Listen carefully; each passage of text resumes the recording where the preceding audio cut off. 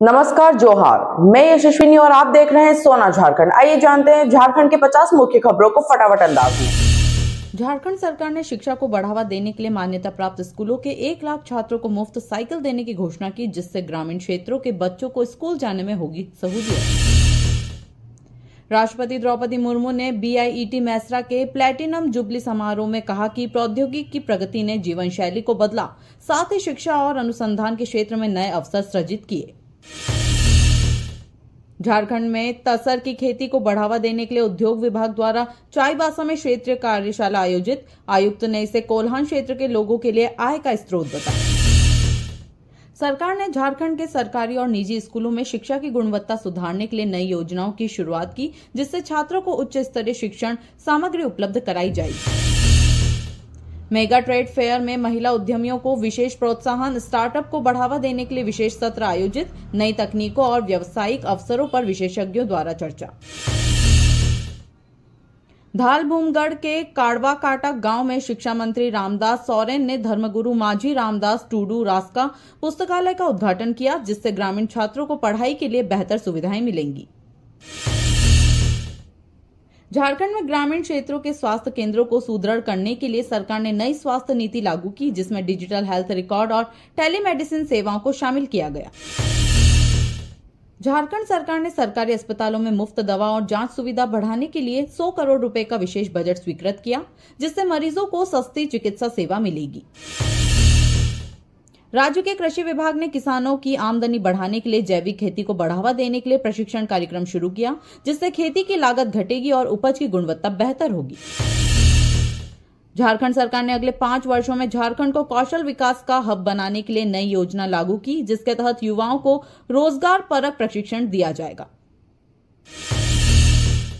Ranchi BEd college में 2 वर्ष की जगह 1 वर्ष का कोर्स लागू करने की घोषणा, जिससे शिक्षकों को जल्द ही नौकरी के अवसर मिलेंगे और शिक्षा क्षेत्र में सुधार होगा। झामुमो ने दिल्ली, छत्तीसगढ़, पश्चिम बंगाल और असम में अपने विस्तार की योजना बनाई, जिससे झारखंड के आदिवासी और स्थानीय मुद्दों को राष्ट्रीय स्तर पर प्रभावी रूप से उठाया जा सकेगा। झारखंड सरकार ने 15 दिसंबर 2024 से सरकारी दर पर धान की खरीद शुरू की, लेकिन 2 महीने बीत जाने के बावजूद लक्ष्य का सिर्फ 45.83% धान ही खरीदा गया। किसानों में चिंता। बीआईटी मैसरा की स्थापना 1955 में 83 छात्रों और 8 फैकल्टी मेंबर्स के साथ हुई थी। आज 10,000 से अधिक छात्र और 600 से ज्यादा फैकल्टी मेंबर्स से उच्च शिक्षा का केंद्र बना। कोल्हान विश्वविद्यालय में दर्शन शास्त्र स्नातकोत्तर विभाग के तहत गांधी दर्शन में एकादश व्रत पर शोध पूरा पीएचडी वाइवा आयोजित, जिससे शोध को बढ़ावा मिलेगा। झारखंड पुलिस ने 68वीं Akhil Bharatiya police duty meet 2025 में 5 मेडल जीते।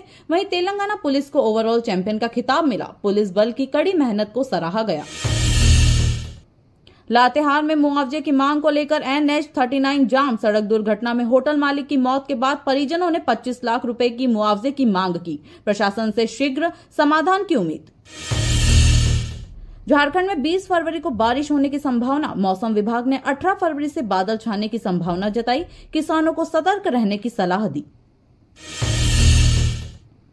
चाईबासा के डहुपानी पंचायत में पर्यटन को बढ़ावा देने के लिए विकास कार्यों पर जोर। नागवंशी राजाओं की ऐतिहासिक राजधानी को संरक्षित कर पर्यटकों को आकर्षित करने की योजना। झारखंड सरकार ने सरकारी और निजी अस्पतालों में मातृ एवं शिशु स्वास्थ्य सेवाओं को मजबूत करने के लिए नई योजना शुरू की, जिससे नवजात मृत्यु दर में कमी आएगी। रांची के मोरहाबादी मैदान में आयोजित 16वें India international mega trade fair का समापन 17 फरवरी को होगा, जिसमें सैकड़ों कंपनियों ने अपने उत्पाद और सेवाएं प्रदर्शित की। आदित्य बिरला सन लाइफ म्यूचुअल फंड और दैनिक भास्कर ने रांची में इन्वेस्टर अवेयरनेस प्रोग्राम आयोजित किया, जिसमें वित्तीय साक्षरता और निवेश के बेहतर विकल्पों पर चर्चा की गई। झारखंड के ग्रामीण क्षेत्रों में बिजली और सड़क सुविधाओं को बेहतर बनाने के लिए सरकार ने 500 करोड़ रुपए की नई योजना स्वीकृत की, जिससे दूर दराज के गांवों तक बुनियादी सुविधाएं पहुंचेंगी। झारखंड में सरकारी स्कूलों में डिजिटल शिक्षा को बढ़ावा देने के लिए 1000 स्मार्ट क्लासरूम स्थापित करने की योजना बनाई गई, जिससे छात्र आधुनिक तकनीक से शिक्षा प्राप्त कर सकेंगे। झारखंड सरकार ने छोटे और मझोले उद्यमों को बढ़ावा देने के लिए नई नीति लागू की, जिसके तहत स्टार्टअप को सस्ते लोन और टेक्नोलॉजी सपोर्ट प्रदान किया जाएगा।